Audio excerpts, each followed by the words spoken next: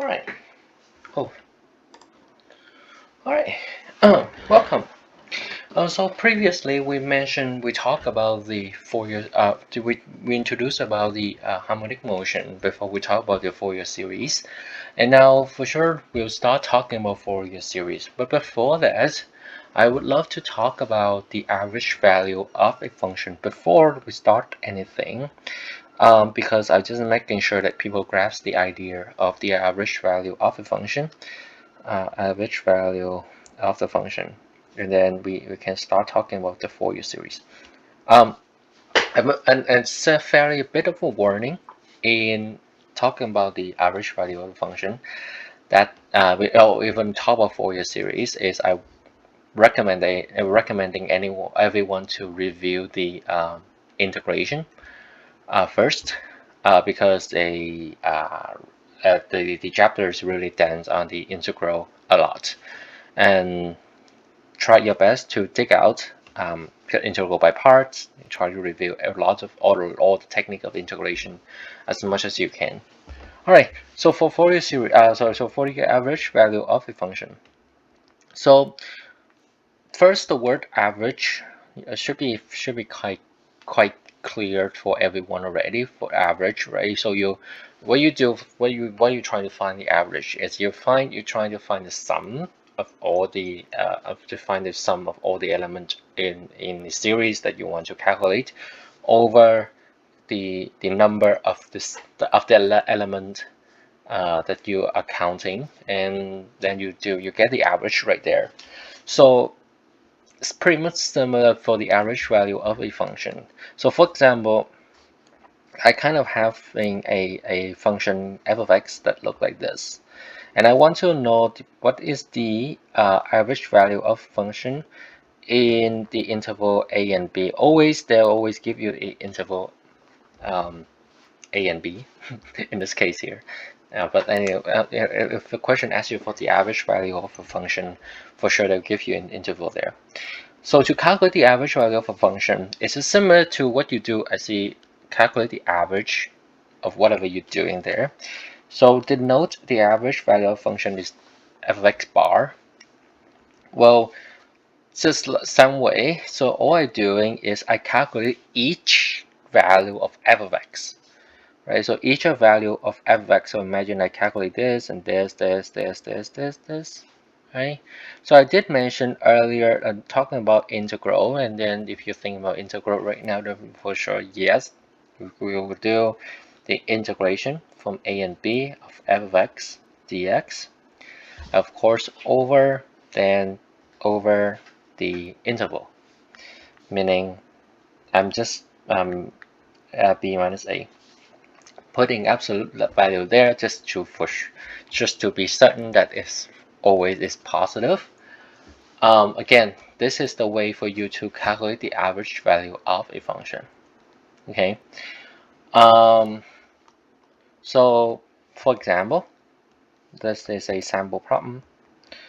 Sample problem 1. So I want you to calculate the average value of sine x dx in the interval between negative pi to pi. Well, if you know the integral, for sure this is not a good question to ask you at all. So fine. I should be saying find sine x bar. Okay, in this interval. Okay. So let me just rewrite the question, and that's not what I mean. So let me rewrite the question. Find x bar, f of x, sine x bar, in the interval between negative pi to pi. That's the interval I'm interested in to find.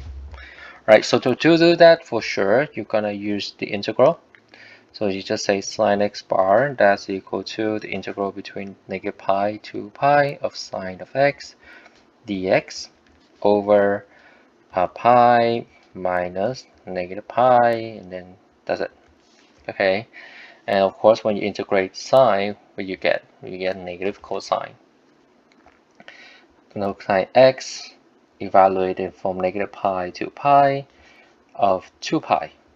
Okay, what cosine of pi? Well, cosine of pi, that would be, I think it's -1. Okay, so you have cosine of pi, so negative cosine pi minus negative cosine of negative pi, that's what it is, over 2 pi. Alright, so that's -1 minus another -1 over 2 pi. That means it's 0 over 2 pi, and that's 0.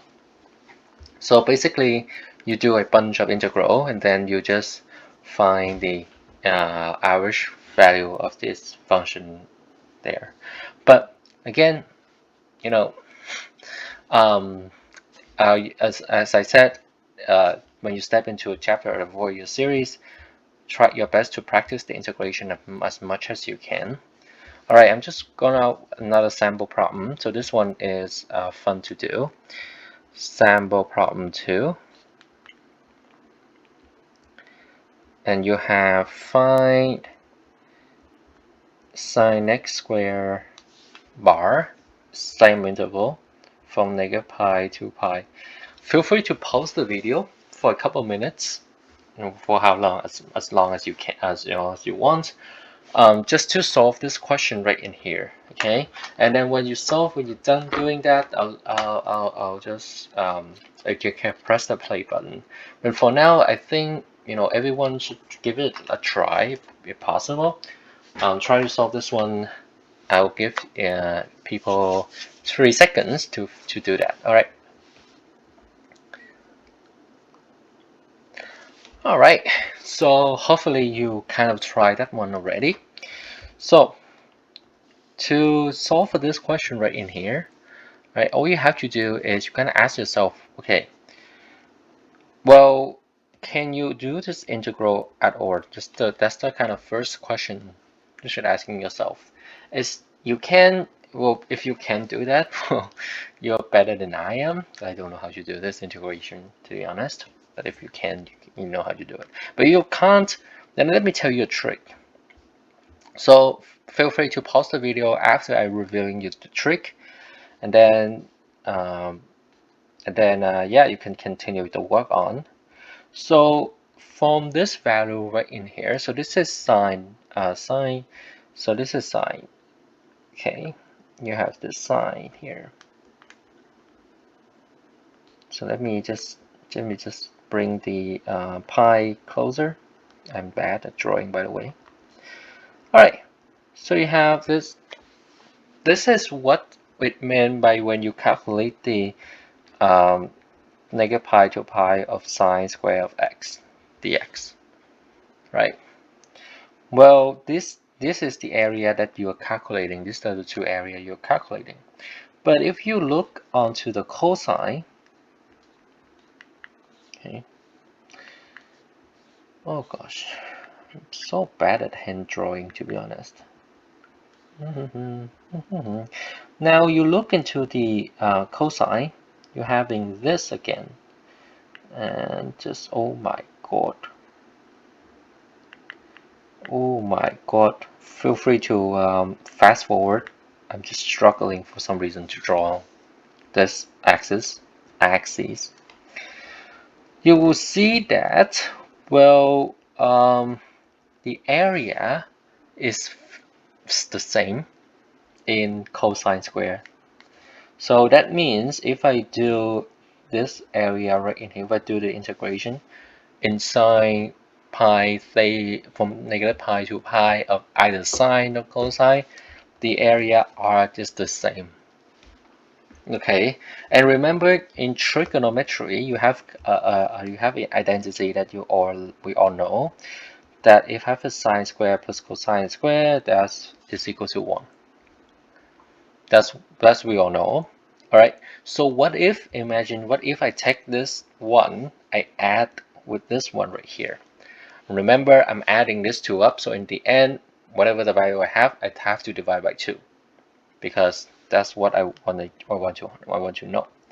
All right, so let's add these two together.